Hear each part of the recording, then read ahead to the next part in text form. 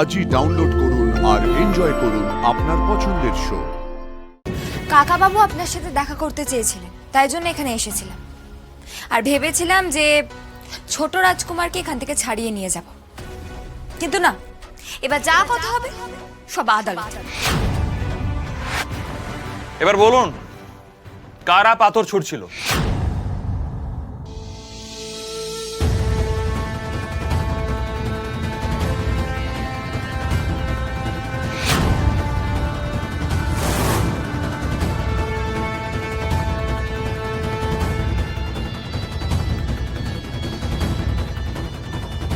Sir, যা যা ঘটেছিল মানে ছোট রানীর বিরুদ্ধে যে অভিযোগগুলো এসেছিল সেইগুলি কি সব সত্যি?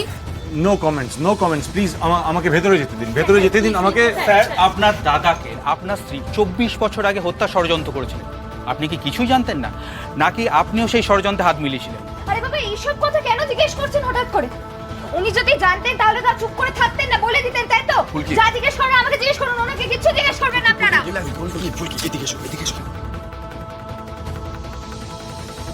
আমাকে উত্তেজিত হলে হয় নাকি? মাথা ঠান্ডা করো, একটাও কথা বলবে না, চুপ, একদম রিয়াক্ট না। আপনারা কাইন্ডলি আমাদের ভেতরে যেতে দিন, আমাদের দরকারি কাজ আছে। প্লিজ, আপনাদের সব প্রশ্নের উত্তর কোর্ট কেসের পর পেয়ে যাবেন। আসুন কাকাবাবু, তুমি এসো, চলুন। প্লিজ যেতে দিন। দাঁড়ান, প্লিজ যেতে দিন। প্লিজ আমাদের কয়েকটা প্রশ্ন ছিল, বলুন। আমাকে বলুন, আমি উত্তর দিচ্ছি, বলুন।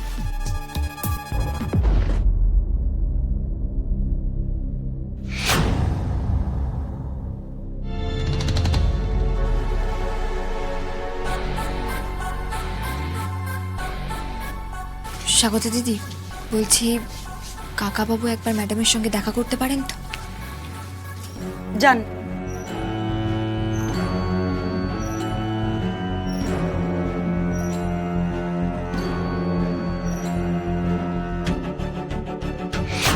ফুলকিকে নিয়ে তামাশা দেখতে এসেছো, তাই না? এতদিন ধরে যে রাজমহল এস্টেটটা চালালো, তাকে গড়াদের পিছনে দেখতে কেমন লাগে সেটা দেখতে এসেছো, তাই তো?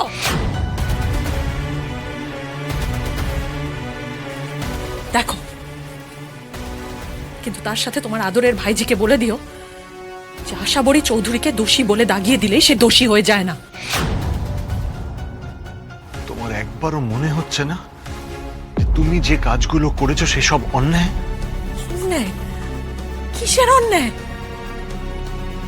ফুলকি যে অভিযোগগুলো করছে সেগুলো মিথ্যে।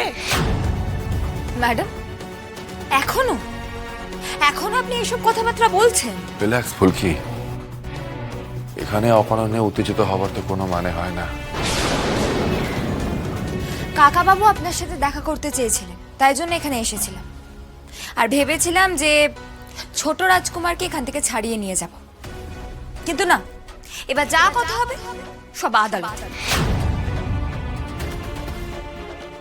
আর ম্যাডাম, দেখতে এসেছিলাম যে রাজমহল এস্টেটের ছোট রানীমাকে তার উপযুক্ত জায়গায় কেমন লাগছে।